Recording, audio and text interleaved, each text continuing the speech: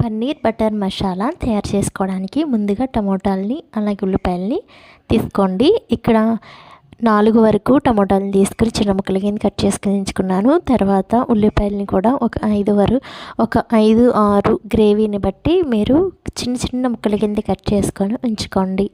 మీరు ఎంత క్వాంటిటీ అయితే తీసుకోవాలనుకుంటున్నారో గ్రేవీని తగ్గట్టుగా ఉల్లిపాయలను తీసుకోండి. అలాగే బాండీ స్టవ్ మీద పెట్టుకొని హీట్ ఎక్కిన తర్వాత 1 టేబుల్ స్పూన్ వరకు బటర్ వేసి బటర్ కరిగిన తర్వాత చిన్న చిన్నగా కట్ చేసుకున్న ఈ పన్నీర్ ముక్కలను వేసుకొని ఆ బటర్లోనే కొంచెం దోరగా ఫ్రై అయ్యే వరకు ఫ్రై చేసుకోవాలి. ఈ విధంగా వీడియోలో చూపిస్తున్న విధంగా ఫ్రై చేసుకొని ఒక గిన్నెలోకి ట్రాన్స్ఫర్ చేసుకొని పక్కన పెట్టుకోండి. ఇప్పుడు అదే బాండీలో ఇంకా కొంచెం బటర్ వేసుకొని అలాగే 1 టేబుల్ స్పూన్ వరకు ఆయిల్ కూడా యాడ్ చేసుకొని ఇప్పుడు చిన్నగా కట్ చేసుకున్న ఉల్లిపాయ ముక్కల్ని వేసుకోండి. ఈ చిన్నగా తురుముకున్న ఉల్లిపాయ ముక్కలు బంగారు వర్ణంలోనికి వచ్చేంత వరకు ఫ్రై చేసుకోవాలి. ఇక్కడ సాల్ట్ కానీ మరేమీ కూడా యాడ్ చేయడం లేదు. ఇలా కలుపుకుంటూనే ఉల్లిపాయలు మొత్తం మగ్గే వరకు ఉంచుకున్నాను. ఈ విధంగా వీడియోలో చూపిస్తున్న విధంగా గోల్డెన్ కలర్ వచ్చేంత వరకు ఫ్రై చేసుకోవాలి. ఈ విధంగా ఫ్రై చేసుకున్న తర్వాత ఇప్పుడు కొంచెం 1 టేబుల్ స్పూన్ వరకు అల్లం వెల్లుల్లి పేస్ట్ని ఫ్రెష్గా దంచుకునేది యాడ్ చేసుకోండి.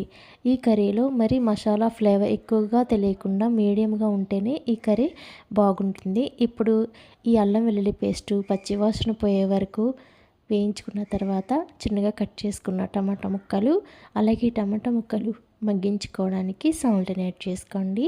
ఇప్పుడు ఈ టమాటా ముక్కలు మెత్తగా మ్యాష్ అయ్యేంత వరకు మూత పెట్టుకొని లేదంటే ఇలా కలుపుకుంటూ మెత్తగా అయ్యేంత వరకు కూడా ఈ టమాటా ముక్కల్ని బాగా మగ్గించుకోవాలి. ఈ టమాటా ముక్కలు మెత్తగా మ్యాష్ అయిన తర్వాత ఆయిల్ పైకి ఈ విధంగా టమాటా ముక్కల నుంచి సెపరేట్ అవుతుంది. ఇప్పుడు ఇందులోకి 1 టేబుల్ స్పూన్ పసుపుని యాడ్ చేసుకోండి. అలాగే మీరు తినే కారాన్ని బట్టి స్పైసీ ఎక్కువగా ఉంటే కారాన్ని తక్కువగా యాడ్ చేసుకోండి. మీడియంగా ఉంటే ఇలా 2 టేబుల్ స్పూన్ వరకు కారాన్ని అలాగే గరం మసాలాని కూడా యాడ్ చేసుకొని ఈ విధంగా బాగా కలుపుకోవాలి. ఈ గరం మసాలాలో ధనియాల జీలకర్ర పౌడర్ కూడా ఎక్కువగా ఉందండి.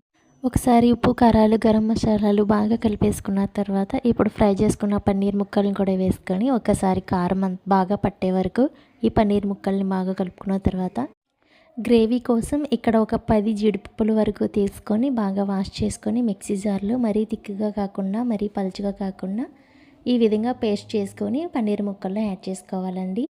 ఇప్పుడు పన్నీర్ ముక్కలు ములిగేంత వరకు కొంచెం కొంచెం వాటర్ని యాడ్ చేసుకొని మూత పెట్టుకొని సిమ్లో పెట్టుకుని ఈ కర్రీని ఉడికించుకోవాలి. హై ఫ్లేమ్లో కాకుండా సిమ్లో ఉడికించుకుంటేనే ఈ కర్రీ టేస్టీగా ఉంటుందండి. మధ్య మధ్యలో కలుపుకుంటూ ఉండాలి, అడుగంటకుండా ఈ విధంగా కలుపుకుంటూ ఉండాలి. ఇప్పుడు మంచి ఫ్లేవర్ కోసం కరివేపాకుని పచ్చిమిర్చిని మీ మధ్యలో యాడ్ చేసుకోండి.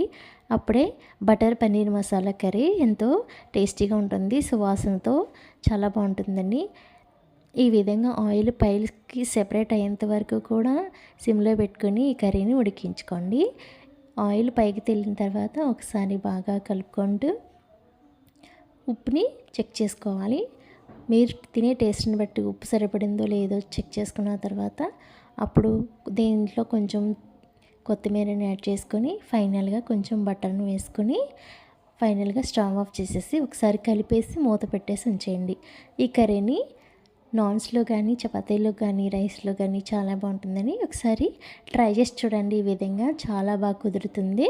మీకు రెసిపీ నచ్చినట్లయితే లైక్ చేయండి, షేర్ చేయండి.